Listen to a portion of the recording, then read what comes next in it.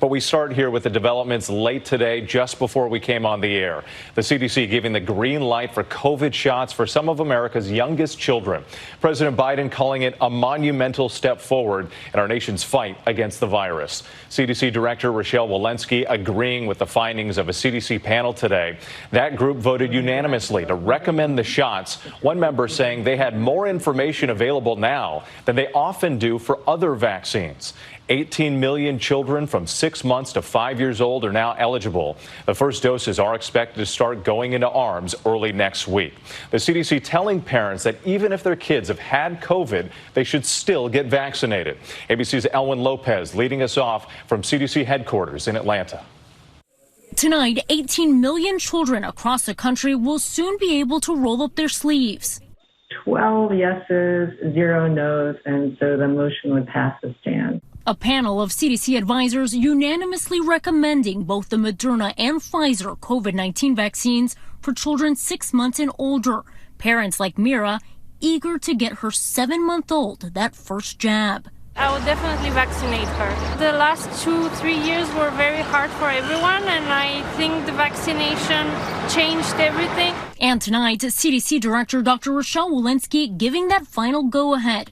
I know many parents with very young children have been anticipating this day. It comes a day after the FDA greenlit both vaccines for emergency use in young children. Moderna's requires 2 shots, each one a fourth of the adult dose taken about a month apart. Pfizer's requires 3, each one a tenth of the adult dose over the course of around 3 months. We work very hard to get the dose just right so that it provides an immune response that's likely to provide protection, but also minimizes side effects that are seen with the vaccine. Still, officials insist parents can't go wrong with either the Pfizer or Moderna shot. The correct answer here is whatever vaccine your healthcare provider, pediatrician has, that's what I would give my child. With the imminent rollout, health experts worry about facing another hurdle, getting parents on board. In a recent survey, 27% with children under the age of 5 said they would definitely not get their kids vaccinated. After the pandemic, we've all kind of been exposed. The rate of sickness, especially on her age, is way down.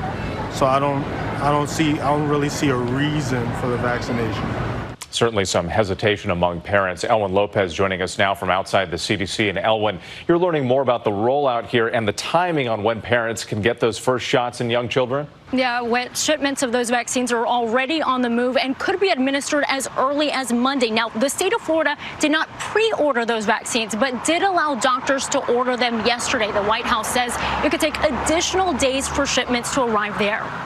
All right, Ellen, thank you. We move on now to the war in Ukraine and the new information on those missing Americans. All 3 are former service members.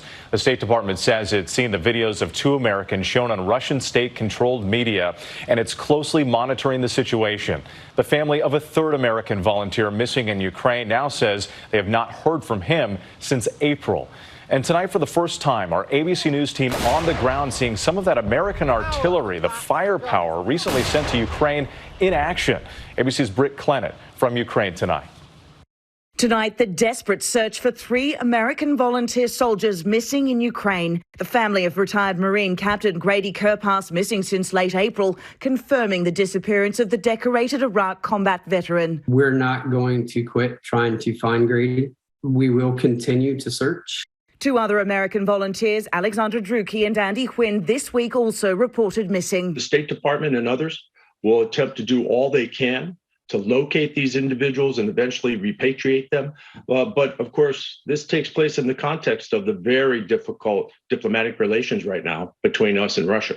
These proof-of-life videos released by state-run media in Russia show Druki and Quinn being held captive by Russian forces, reportedly in eastern Ukraine. Mom, I just want to let you know that I'm alive, and I hope to be back home as soon as I can be. Druki's family happy just to see him alive. We are very much encouraged here because that is Alex's posture, his body language, and most importantly, it's his deep, rich baritone voice. Both men also recorded parroting Russian propaganda, presumably forced to do so. ABC News won't air the content of those messages. In the eastern Donbass region, this war of attrition grinds on. Our James Longman today with exclusive network access to a Ukrainian artillery position there, seeing US-provided howitzers in action, firing on Russian positions. That is the M777 US-made howitzer.